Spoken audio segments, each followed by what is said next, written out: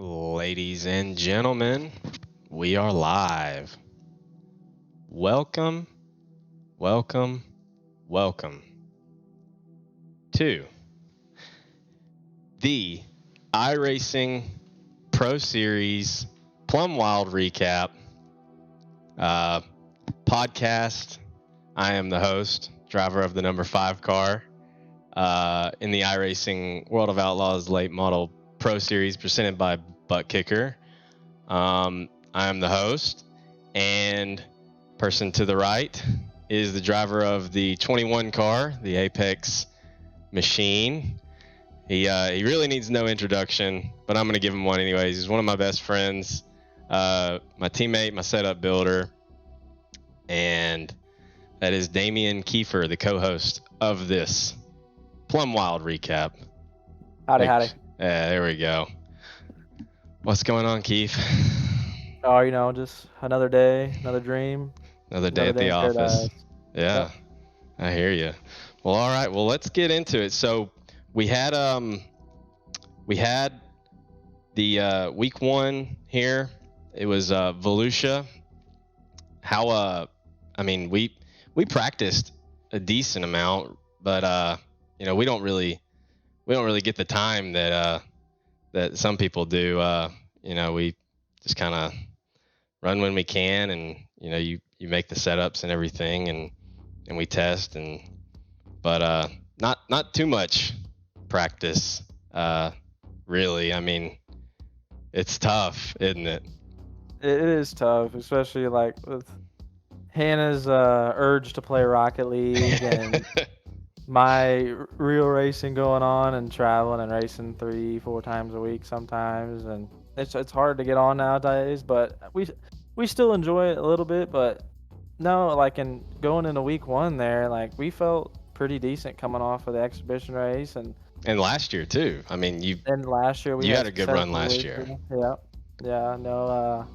No, just like beforehand, I guess you would say that we were kind of optimistic on the start of the Pro Series and felt pretty good. But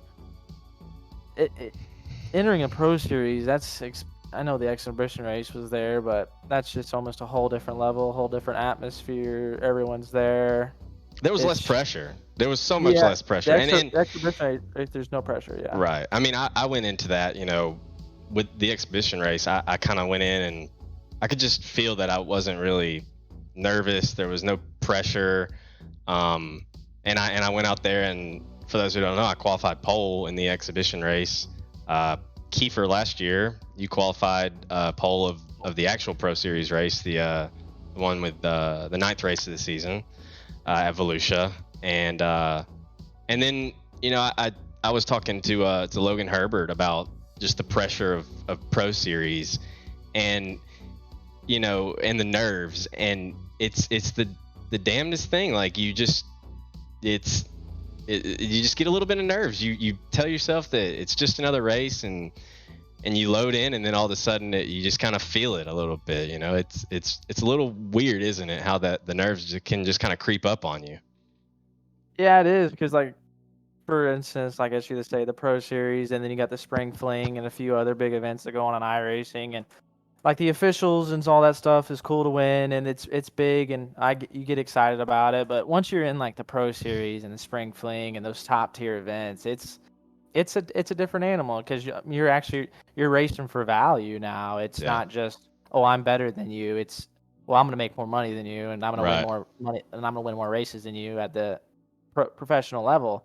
And it is hard to kind of just take in at first. It's kind of like just jumping up and going from just say if you were in a crate late model, then you went to a super late model. It's just a totally different level. And once you can practice all you want, but in order to get the true Pro Series experience, you almost have to be there. And a lot of people talk about it and say, well, I could have done this, you could have done that. But in those races, it's really, really difficult, because it's every inch matters. Yeah, it really does. And, you talk about officials, like the officials this season are kind of lining up to where you can get a whole week of practice leading into that upcoming Pro Series race. And I ran some officials. I felt good. We felt like we had decent qualifying speed, especially with how we qualified in the exhibition race. And but we have a 15-minute practice session for the Pro Series. We used 10 minutes of that. We were given 10 minutes. Track slowed down a lot. Like, I think Blake Majulis hit a 14.2 in practice, and then Evan qualified on the pole with a 15.4, I want to say. 15.3. Something like that. So we slowed down a lot. I think it was 15.4. And Low we four. were expecting that. Because 10 minutes of practice, the track's going to wear out a lot. And well, I mean, not as much as it used to would have with 10 minutes of practice, but it definitely slowed down a lot. And we were hoping for that because we kind of felt like we didn't have that 0% tacky speed, the raw mud speed. We felt like we really didn't have that. But last week in the exhibition race, we had 15 minutes of practice, just like, or we had the full 15 minutes of practice. Track slowed down a lot, and we qualified well. But we kind of took a gamble, didn't we, with the qualifying line? Yeah, I wanted to run a line in 1 and 2 that I felt like was probably I know for a fact it had to be, it was the line, but it just the amount of laps just doing that line that we were doing, the slider deal, kind of 1 and 2, or just how entering 1 at Volusia is one of the toughest corners to enter correctly on iRacing, I believe. Perfect every time, because there's so much speed on just the entry to 1 there that if you just mess up just the slightest, it's almost a 10th. Yeah, and we ran the same line. Kiefer, we ended practice and we were like, all right, well, what's the line? Like, I was gonna run enter above the slick and either roll up or cut down a little bit, and then kind of figure it out in 3 and 4. Maybe run bottom, maybe run slider. I mean, I was really open to anything in 3 and 4, but then Kiefer comes out and was like, I think it's slider. And in my mind, last year, 2 things came to mind. Last year in the Pro Series, Kiefer said to run bottom, which different model, but still, Kiefer said to run bottom. I don't know if I did it or not, but obviously he did it. He qualified pole. Whatever I did, I didn't qualify, but I don't know, maybe like 16th or something last year in the Pro Series. Okay, so that came to mind. And then this year in the qualifiers at Volusia, it was qualifying time. I was like, I don't know what line to run, and Kiefer was like, please run bottom in qualifying. And I was like, you begged me, and so I did it, and I qualified 3rd, I believe. And so whenever he said, what line to run for qualifying here, I was like, I'm not. I got to listen to him because he knows what he's talking about, and maybe if we hit it right, we didn't have a lot of practice running that line, but I junked my 1 and 2. I'm just gonna be honest. I looked like a squirrel. Yeah. So we qualified running the same line. I'm assuming I qualified 23rd. You qualified 24th. I mean, we were right there next to each other, running the same line. I don't know. I had heard from talking to other people that some people were running slider, some people were running cut down. Obviously, I don't know what Evan ran, but we kind of took a gamble, and it didn't pay off for us.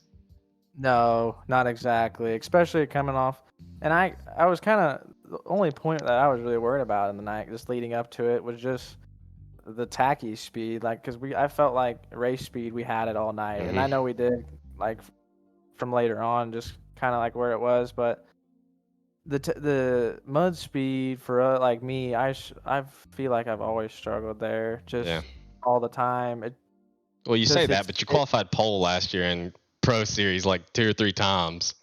Yeah. I mean, it's different. Because like in a few of those races that I qualified pole last year, like the track was like slow, or it was either bottom, or a weird line that's not the normal, usual official tacky line. With Hannah's needs on Rocket League, it's just it's almost impossible. You better watch it. She's gonna get on you. A full few hours into test, because I feel like just qualifying alone is something that you need to test for Pro Series 300 laps, like just straight qualifying for 300 laps, and in order to, like, then you could compete at the best level, because that's what I was having to do last year whenever we were running. I was running well. And and it kind of this. It probably sounds like we're making excuses, but the lack of practice that we've been able to get from real life racing, real life obligations, Hannah wanting to play Rocket League, like the lack of practice really worked against us with the fact that this is a new model. This is a completely new model. Not saying that it would have been any better for us, our results in this first round of qualifying.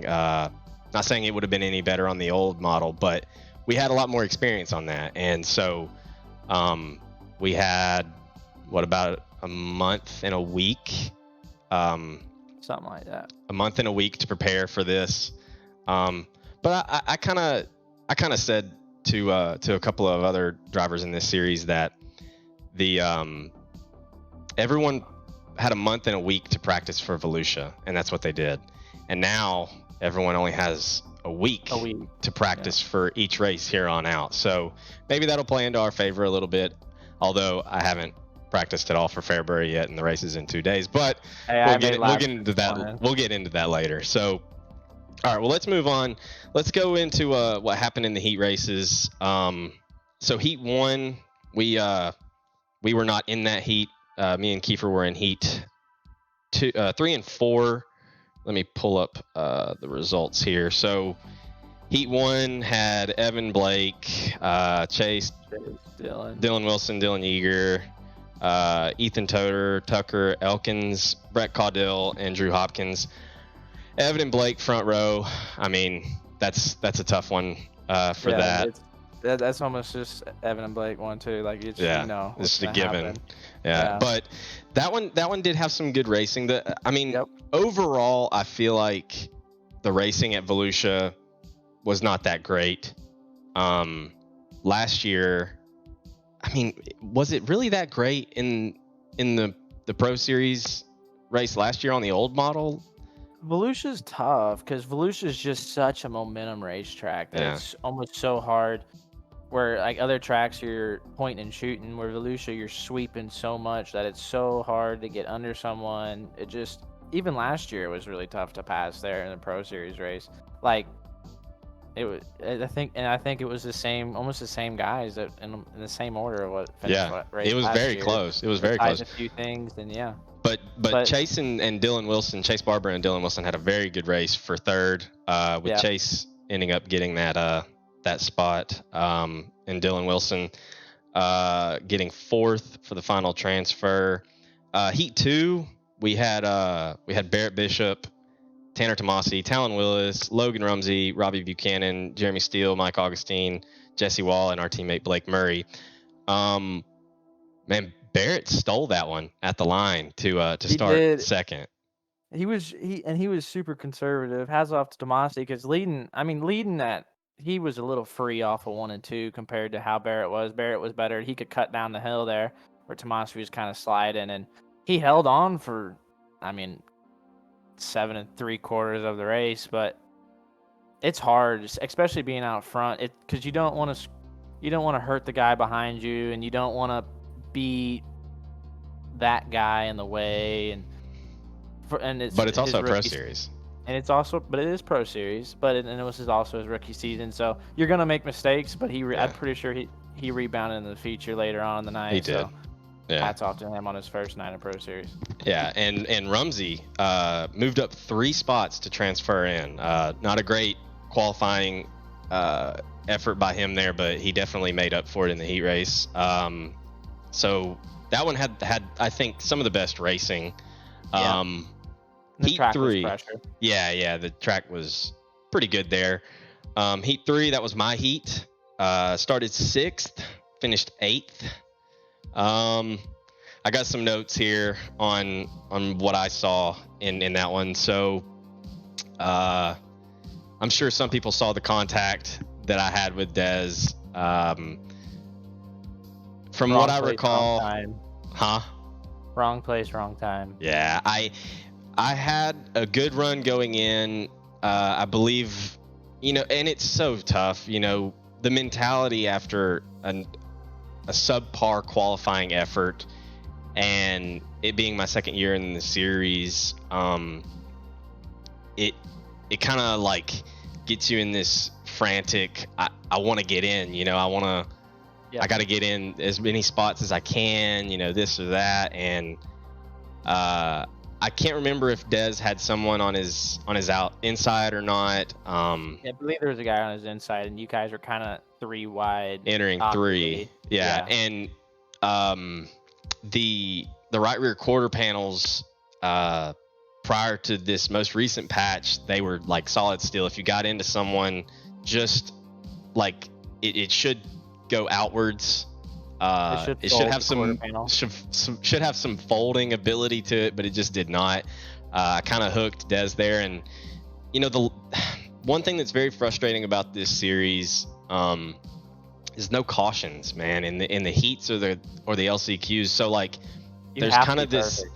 There's this mentality in your mind where you have to be perfect, and you almost are like, I can't afford to lift, like you want to race nice, you want to play nice, and you want to race clean. But like, if you get into someone, I lifted as much as I could for Dez to get off of him, but I couldn't just, back out all the way, and you would have lost 3 spots. Right, which I ended up losing anyways. But I reached out to Dez. We talked about it. Apologized. We're good now, so that's good. And then I believe I was sitting in 5th and went into 1 and 2 there, and kind of felt like I got a little bit of a door from St. Clair. I love St. Clair, but I feel like he kind of fed me a door. I don't know. He might have had someone on his inside. Yeah, you guys. I'm pretty sure you guys were 3 wide entering, and just you hit the wall on the front straightaway after getting in with Dez, and it was just. You had almost, was it 5 or 6 cars all trying for the transfer? Yeah, I'm pretty sure it was that was the transfer, right? As well, and it's just chaos, and it's Pro Series. And back to what I said earlier, it's every inch matters. Yeah. And as soon as you breathe, you're out of the race. And I feel like a lot of us are not. I mean, it's only been a month and a week since the new build, and I feel like these cars are so finicky, they can get pushed tight so easy, and we just don't know. We don't have that muscle memory yet to know exactly what to do to keep it from being negative. So maybe Travis got a little bit of a push there, but I definitely kind of got moved up out of the way. I think I went all the way back to 8th, and then I love Chase Hardy, man, but I feel like I was all over him, man. I would go up and he would follow me up, and I'd go down, and I was like, man, he's in his mirror, man. We were racing, he was in 7th. I was just trying to get another spot to be in a better spot for the LCQ. But yeah, I mean, definitely not the best heat. But I didn't set myself up good in qualifying. One last note from that is that Caden Honeycutt moved up 5 spots in that heat to transfer in his first World of Outlaws Buttkicker Pro Series race. Obviously, he's a Coke Series driver, so he's got a lot of experience. But yeah, so a lot happened, I feel like, in that heat race. Yeah. So moving on, heat 4, Kiefer, you started 6th, and tell us how that one went. Started 6th there, top 4 making the show. My goal, of course, was to make the show for the heat races to avoid running the B main. Started 6th there, was right behind Fox there going into 1 and 2.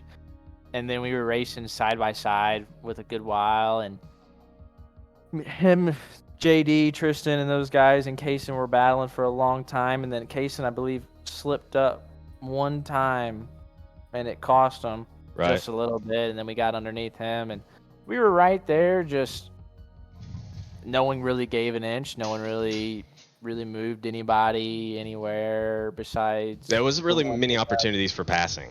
No, and we were like, I tried to make it 3 wide a few times, but at some point in time, you just got to know when to back away, because it's just, you just know. The risk reward there is you might get one, but you might get caught up in a wreck and fall to the back. Right, because we were 4th coming to the line on like the white flag lap, and JD was on my outside, and I could have, because I did bump JD whenever we were 3 wide, I think, with Kaysen at one point in time. And that's when I bumped JD going in like 3 and 4 a little bit.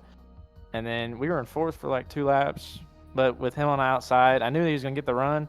and I could have doored him a little bit just to get the spot, but that's just not how I do it. JD's a good guy. JD's a hell JD of a is wheel good guy. man. I've never And had a problem with him, right. so like I don't want to have a problem with him, and that's Yeah, just exactly. So you ended up finishing 5th, which set you to start outside front row of an LCQ. But I was in LCQ 1. One thing to note, last year, and even in the graphic for the broadcast of this opening round, it showed us having 10-lap heats, 12-lap LCQs. Well, they changed it, actually, and we have 8-lap heats, 10-lap LCQs. So bit of a change there. So 10-lap LCQs, a little bit more pressure to get things done as quickly as possible. I was starting 8th, taking the top 2. Really had an uphill battle there. to do. Lot to do. Jaeger on the pole. Jaeger good. Yeah. So like, let's look at the order of that. So we had Jaeger, St. Clair, Toter, Dez, and then let's see, Tucker, Brett. Hardy. Yeah, I mean, obviously, it's Pro Series. It's always going to be stacked, no matter what heat, what C main, whatever that you're in. It's all going to be stacked. So you got a tough uphill battle, which is why qualifying is so important and running well in your heat. But definitely had a lot of work to do there. Again, I felt like I was faster than Chase Hardy there for a little bit. I feel like he kind of pulled away from me there. I got 2 spots, but yeah. You guys were 2-3 wide, but you guys were 2 wide for a little bit, and then it kind of fanned out, and it's so hard to gain. And with no cautions, it's never going to get bunched back up, and so I did make a change to the setup. I wanted to make a bigger change to the setup before I gridded. Actually, I hadn't gridded yet. Actually, I had gridded, sorry. And then I was like, I want to make a change, so I backed out, and I made a big change. Halfway change. I made a big change, and it failed, and I was like, I don't know how much time I got here, so I went back just enough to where it would pass, quickly, and then load it in. I feel like with that big change, it probably would have been a little bit better, but I mean, going from 8th to 2nd is tough. So that was how my LCQ went. But it's hard. Yeah, well, I mean, I'm not a setup builder, man, so I just kind of changed what I kind of know to do and went with it. But your LCQ, you started 2nd, so tell us how that went. I know from my perspective, I know how it went. It was pretty boring. Yeah, it was pretty much slider, just get behind Robbie, make smooth laps. I got a lot of pressure from Kaysen. Yes. Quite often early and late, just because I couldn't really pass Robbie. Right. And I would just try to create some space between all 3 of us. So that way it was going to be harder for Kaysen to pass me if I was right there behind Robbie. In a way, it was going to be really difficult to do it. And it was just maintaining that position. I felt really good. Mm-hmm. It was just a matter of fact of you didn't want to get out of the groove, because if you got out of the groove, it was going to be scary to get back up. Yeah, and it's definitely a weird and not ideal position to be in that final transfer spot, where you're, like you said, you're wanting, with how hard it was to pass, you're wanting to not be all over the guy in front of you and get in that battle, and then you also don't want to slip too far back and give that guy behind you a chance to pass you. So, but you held on, you got the final transfer spot, so good job there out of you. Some pre-feature notes that I wanted to mention. Hate it for Mike Augustine, man. Won the exhibition race last week and was not able to make the feature. And then also Desmond Busby didn't make the feature. Kind of feel like I kind of had a hand in that one. Definitely didn't help his chances there in the heat whenever I got into him there, but it's just the first week. There's 9 more races. There's 9 more races. Dez was kind of obviously very, disappointed whenever I was talking to him. He's a competitor like the rest of us. He wants to win it all. So he kind of felt like even just missing one feature really kills your chances of winning it all. But I I told him, I was like, if you have good runs from here on out, I mean, there's 9 more races, You and have no idea what could happen there's tomorrow. no, I mean, or 2 days from now, Yeah, but yeah, I know. yeah, I mean, like, there's plenty of opportunities to make up a lot of ground. Dez is obviously, and Augustine are obviously very, very talented drivers. So one bad week is not gonna kill your chances. So moving on to the feature, we had 50 laps. Track did not reset. Track was very slick. In the warm up, you were second quick, weren't you? In the warm up, Felt great. Felt great. The feature time here since this new build, I feel like as a driver in a little bit, just not having enough laps in the mud. Like I feel like I struggle early because I don't have it. I need to put the time in. I need to do the grind, and that's what old Blimp would say. Is just you gotta be a grinder. And that's what it takes to do it, and especially like the level we're trying to race at. But in the feature time, I felt great. Like that's like the car felt great. Like the setup was rolling. And I felt good going into it. And I knew starting 20th that week we were going to go forward 100% until that's Plum Wild. Until the Plum Wild moment of the week. We had, let me see if I can pull it up here. I'm going to try this. See if we can get this shown on the stream. We can. Let's get it up there. Let's see here.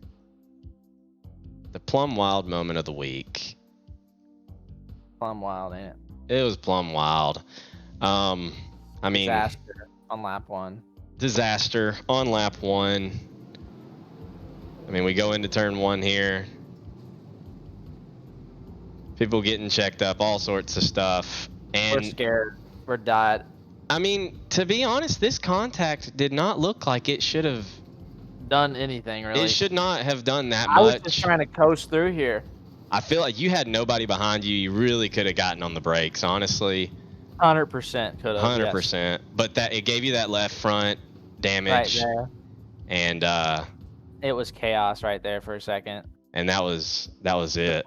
Plum Wild moment of the night. Plum Wild moment of the night. So, yeah. Which kind of just really ruined my night. I mean, it was over before it started. Yeah, 7 minutes for repairs. So it was over before it started. Pretty sure the right front tire was about to come off. I think, yeah. It was definitely a tough start there, and you ended up pulling off right before Evan was gonna come around to lap you because you were so off pace. Yep. But one thing I wanted to note is, we have a lot of. You said that you felt like you had a lot of feature speed. You were second quickest in the warm up. I've felt over the past 2 or 3 weeks, anytime I'm in a practice session, I feel like we have that feature speed. And the one thing I think that the reason for that is that, in my opinion, the feature feel, the way that the car drives is not really too much different than it was on the last build. It kind of, a lot of it transfers over. The real main difference in this new build, in my opinion, is how the car feels whenever it's tacky. And even going through heat races and stuff like that, where it's not fully slick, it's kind of hard to see the slick now. It looks the same until it actually shows slick, and then that doesn't even really feel any different.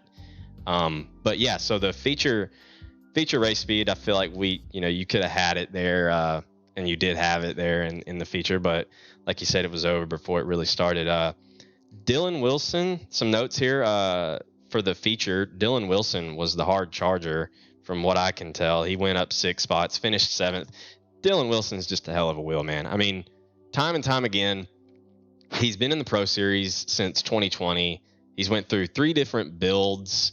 And I think, we talk about how we don't have very much practice time. I mean, Dylan Wilson's hardly ever on here, and he's just a hell of a wheel man. He can adapt and still compete with the best of the best, finishing 7th in the first round here.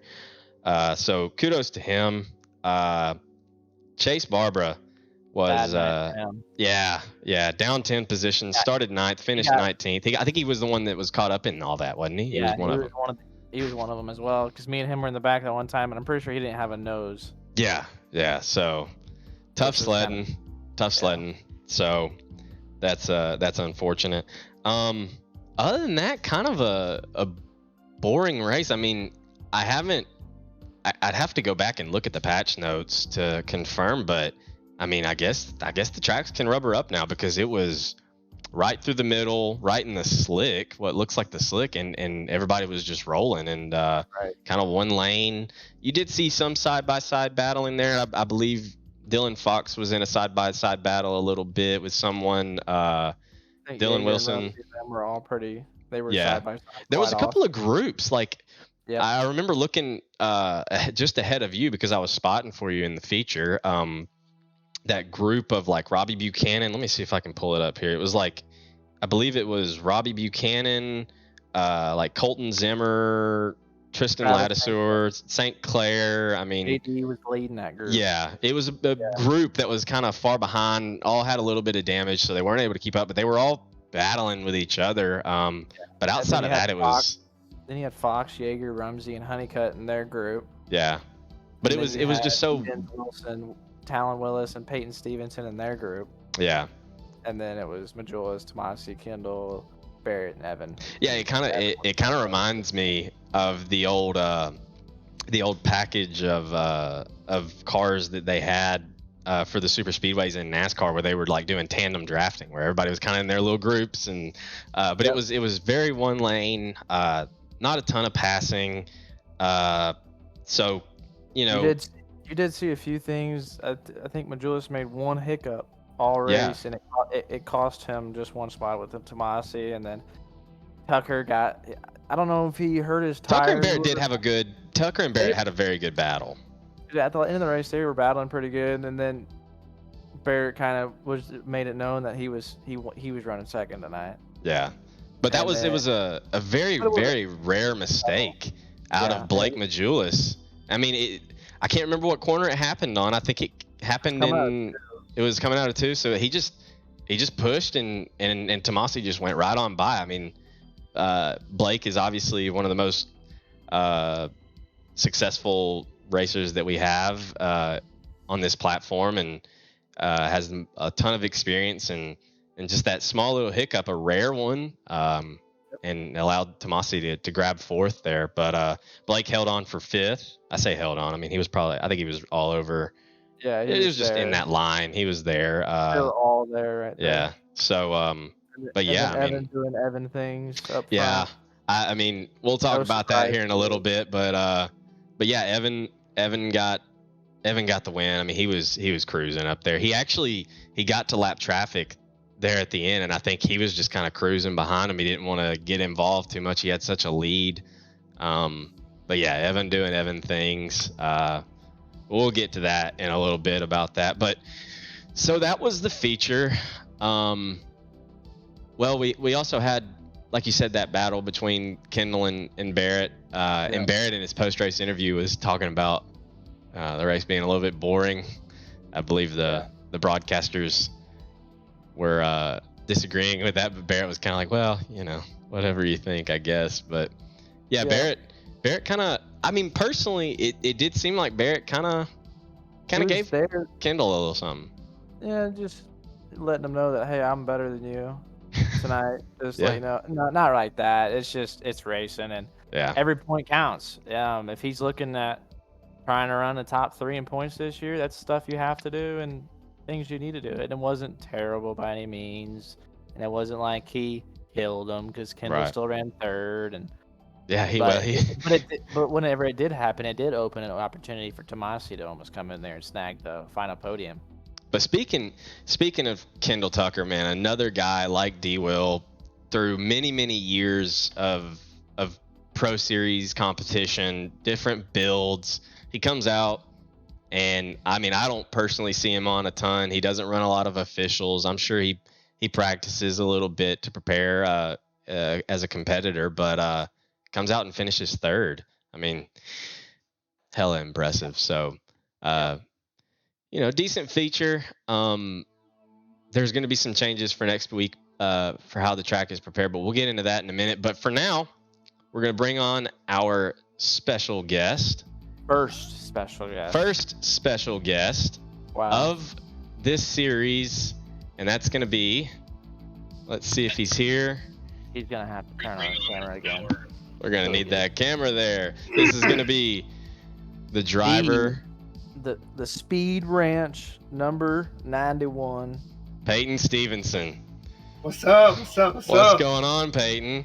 Glad to have you on. So I just want to introduce this, give you a little introduction here.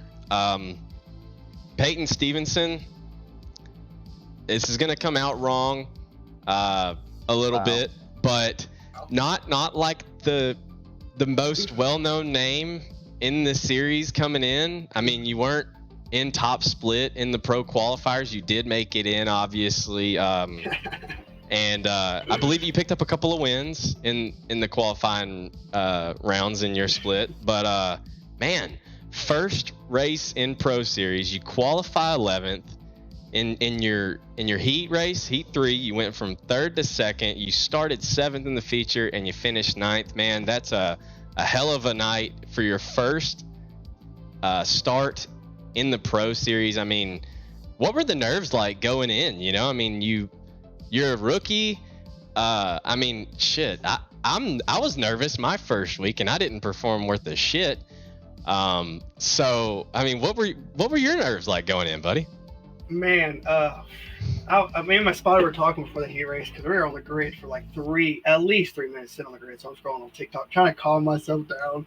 And I'm like, dude, I'm freaking out, man. This is happening. This is real life, dude.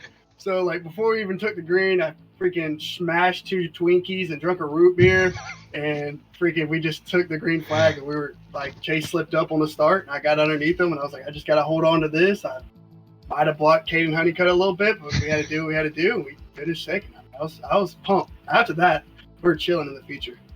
Yeah. I mean, you were in my heat.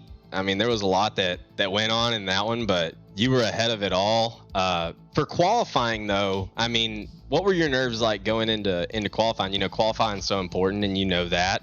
And you go out there and you lay down a really solid lap to put you in 11th, to be starting in one of the transfer spots in the heat. I mean, what were the nerves like going into qualifying? So, dude, terrible. I went out there for my first lap, and I just forgot how to drive. I was like, I had a blindfold on, missed my whole line. So I stopped, I reset, I was like, all right, you got to do something your second lap. Because if you don't do it your second lap, you're screwed. We went out there, and I still felt really slow, and I came in, I was like, damn, 11th, man. That's terrible. And then I saw like all the names underneath me, and I was like, damn, there's Damian, there's Nathan, there's Busby. I was like, man, now I'm feeling pretty good about myself. And we just try to carry that momentum on. I was like, man, I'm freaking out. I was freaking out, shaking. I was like running into my parents. I was like watching the stream from in the living room and stuff and coming back. I was like, because I have like terrible ADHD. So I was like freaking out, man. All over the place. I was freaking out. I was everywhere. So you had a good qualifying run. I mean, how much did you and your Speed Ranch team prepare, and how were you able to prepare for qualifying, given the fact that it's really hard to predict where the track's going to be after 10 minutes of practice, depending on how many people go out, how many laps they make, and how confident were you in the line that you decided to run? I'll be honest, I was pretty confident. I mean, we ran a lot of officials this week or the week before. Right. Coming to Monday, we ran a lot, and we were just running officials and getting practice, just being the spotter. I mean, I really never got in any discords with the rest of the team, because we all have different driving styles. So one thing works for him, another thing works for me. So I'm just tweaking the setup and trying to figure out what works best for me. Yep. Because so we built the original one, and we sent it all out and everything, and it felt loose to me. They all said it was perfect. So we just went there. We just kept running practices after practices and officials and testing it and features, and finally came up with some dig, and we rocked out. Yeah, and that's kind of just what you got to do is, especially like the officials, is just preparing yourself and learning how you're racing with other people and how you get in certain situations, especially in the official races, which are similar to the Pro Series, like starting third and you want to run second in the heat race. You know what the guy on the outside is going to kind of do most of the time. If you get a good start, you can kind of put yourself in position, but just knowing where your car is at and how to race the racetrack is a big thing, in my opinion, I think. Oh yeah, for sure. I mean, I feel like, so the start of the feature, man, I feel like I got kind of the worst end of the deal. It was racing. We're tight racing. We're racing for one lane, which is kind of boring. The whole feature is boring. We're in one lane the whole time. Yeah. And I feel like I kind of got screwed on the initial start. I got some contact with Dylan Fox, and it kind of sent me around collecting everybody. And I do apologize for everybody getting collected in that. Hey now. It was it was just tight racing. Me and him talked it out. We're all good. I mean, it is what it is. Yeah. You know, I just needed a simple weekend or a simple Monday. Really, I just needed a good calm race. I was banned the week before. Couldn't do nothing. I mean, I just needed to have a good, clean race, and I feel like we had that up until the first lap of the feature. I mean, we had left front damage, toe knocked out. Yeah. We were still able to hold on the ninth, so I was still pretty proud of that. Yeah. And so 50 laps of running the same line. Did you ever jump out and try anything? I don't quite remember. Did you have anyone that you were battling, or were you able to kind of move around and try some stuff, or did you just kind of know I've got to hit this line for 50 laps? So or 49. Me and Fox, we stayed side by side for a good solid 15 laps, and then he faded back, and I think I had like a second and a half on him. So then I started moving up, and it was just super slow. So I tried to pump brake bias into the car, and it still didn't do nothing. Then I saw Dylan Wilson coming up behind me, so I was like, I guess I'll just go to the top because he's running like a tenth faster than me, and I'm not trying to get doored and lose my top 10 finish. So I just moved to the top and was just trying to run and there was still nothing up there. Him and Talon, I think it was Talon, they went around me and they left me after I tried to run the top a little bit, like a slider line. It didn't work out. Yeah. And it's tough because it's simple as that. Like 2 or 3 laps, you made a mistake and ran the wrong line, and then you're back and you lost 2 spots. And that's what's kind of crazy about the Pro Series, especially because I feel like an official, you can kind of mess up here and there, and it's going to be okay.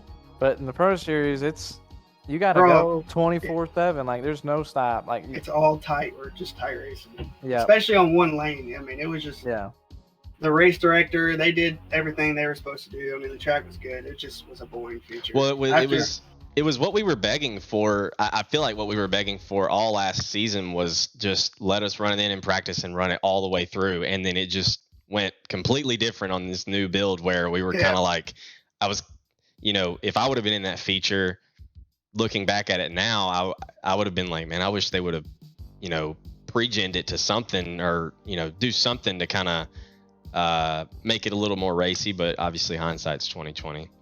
And I think next week they said that they were going to start doing some more stuff like that. As for that, and coming into Fairbury, that's a lot different. And God, it's totally, you're going from a half mile Volusia to it's a bull ring, a little bull ring. So what are your thoughts going into Fairbury after a solid top 10 in your first Pro Series start?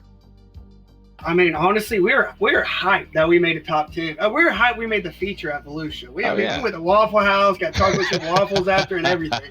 I mean, we were hyped.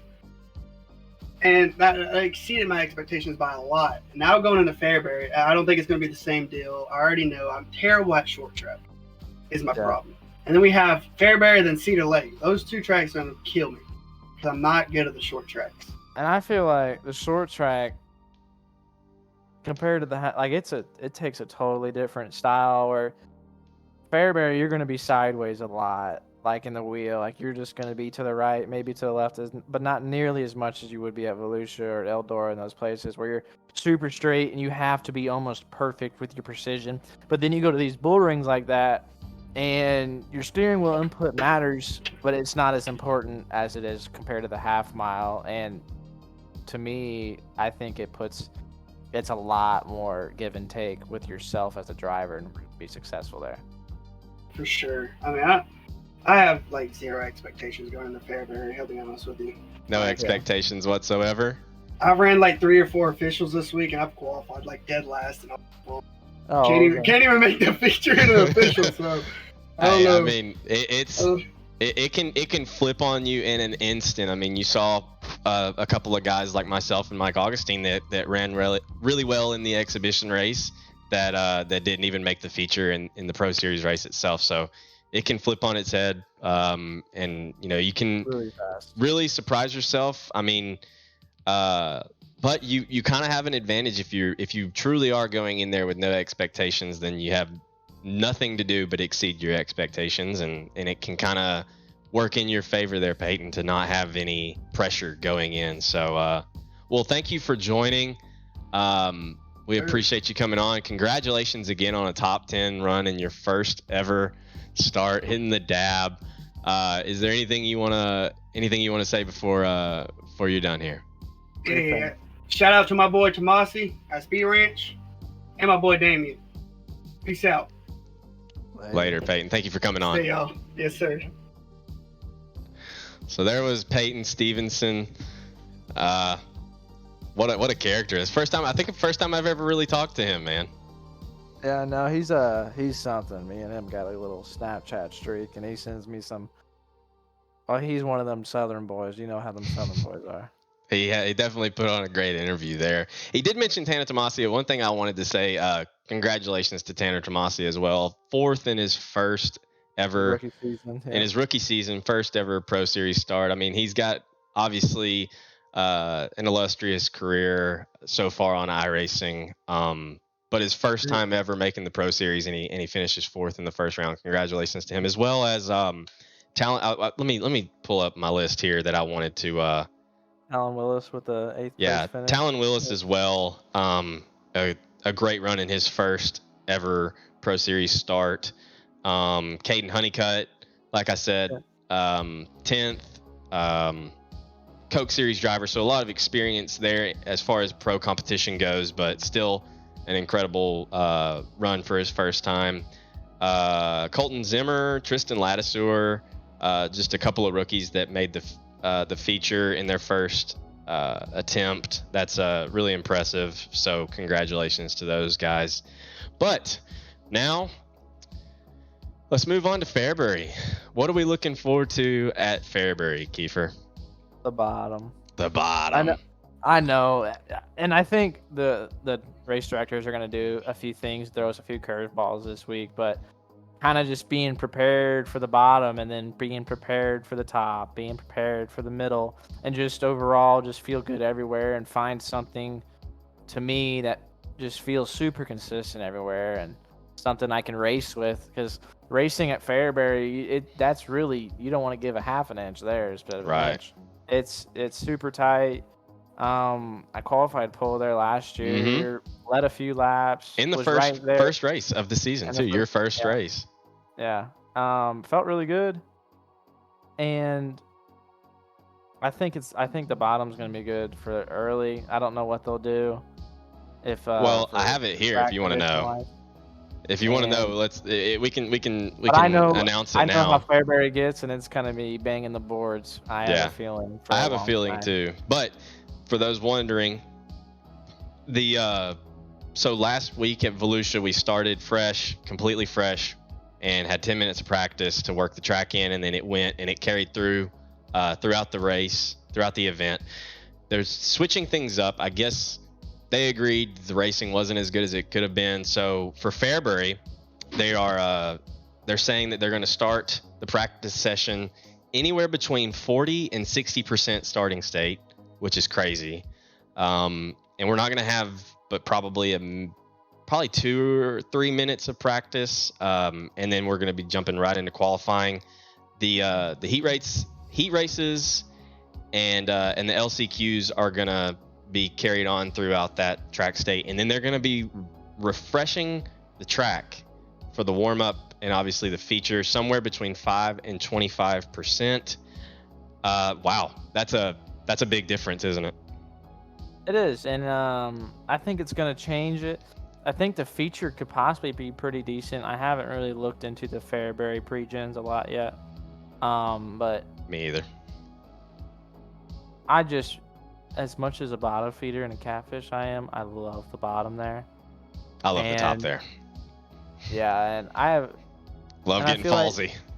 Yeah, getting fallsy is pretty nice. But here lately, even in real life, I've just been a kind of a catfish, and I like the bottom because I feel like it's something that not everybody can almost.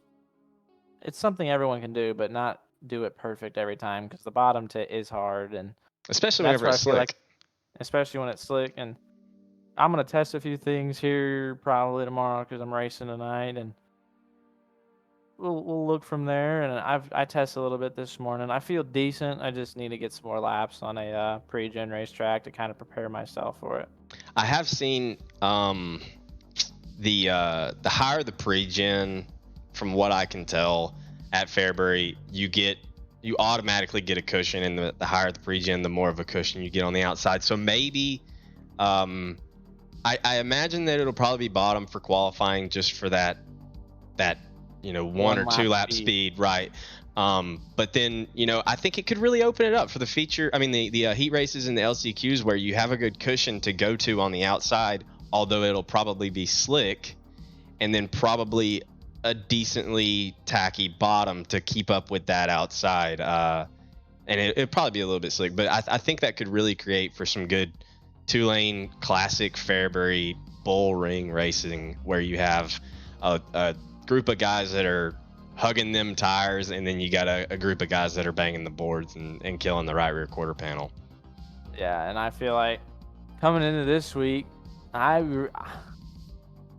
just thinking about who's in the Pro Series and all that, who's gonna be good. I haven't really watched a lot of officials or seen too many. I've been trying to get rid of some of the Facebook posting on my Facebook so I can look at some other stuff, but nothing wrong with it. It's just not my vibe right now. And so I don't know what to kind of expect. I feel really good in the few laps I made this morning, but overall, you know how these Pro Series things are. It's a different animal. Yeah, and the 40 to 60, I love that they're not being very specific on the parameters or the exact amount of percentage that we're getting. It really, really changes. I really hope it shakes it up. Yeah, that would be nice. That would be. But it shakes things up. It really shakes things up. You get a general idea. Okay, 40 to 60%, but where at in there? And with this new track, dirt refresh the tracks. In my limited testing, you can load up at 40% in a test session 4 different times and get 4 different 40% track states. So, right. We'll be able to get a general ballpark idea, but that combined with only probably 3 minutes of practice before qualifying Monday night, I mean, it'll really shake things up there for qualifying. I think there's going to be a lot of. I think a lot of the old faces would be showing out. Not necessarily saying that me and you are going to be up front again, but I think overall, it's going to be some of the guys that you remember running up front, and it's going to be a challenge for the rookies this year. There's a few rookies that I don't think really have a problem running up front, but a few of them just racing at the Pro Series level at Fairbury because it gets kind of crazy. Right. Yeah, it's especially in them early heat races, and I remember last build there and watching the Pro Series race there. It was you're too wide. You're side by side. If you're not starting the front row, you're gonna be side by side for 3 or 4 laps guaranteed, and you may not be in the best line, but you have to be able to adapt and learn how to run the bottom perfect if you're side by side with someone, or run the top perfect if you're side by side with someone, or if they slide you, how to cut down, and there's a lot to it.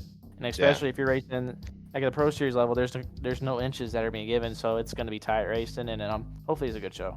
Yeah, and one good thing is that I mentioned earlier that the update recently kind of hopefully fixed how stiff that right rear quarter panel is. So hopefully no big incidents off of that, especially at a small bull ring. And like we said, it's going to be quite the change of pace to go from Volusia to Fairbury here for the second round. But I'm definitely looking forward to it, and hopefully we can have a good run. Yeah, I'm just hoping to make the show again and have a solid night. Honestly, I don't have a lot of expectations just with the time thing and not racing as much as I used to, and same as well. Just got to keep Hannah happy, and if we can't keep Hannah happy, we can't race. So Exactly. at the end of the day, that's what the goal is. Yeah, well, like I say, that's what's most important. But all right, well, I think that's gonna do it here for the first episode of the iRacing Pro Series Plum Wild recap. That's Damian Kiefer, the co-host. I'm your host, Nathan Waddell, signing off. Thank you guys for tuning in, and we will see y'all next week. For the record, just a note. This won't always be on Saturday. This was just what worked for us. So stay tuned. It could be Tuesday. It could be Wednesday. It could be any day of the week, just whatever works for us. And also, this will probably be uploaded to YouTube. So if you missed out on the early part of it, or if you not able to tune in to the next episodes, they will all be uploaded to YouTube. But again, thank you for tuning in, and we will see y'all in the next one. Deuces.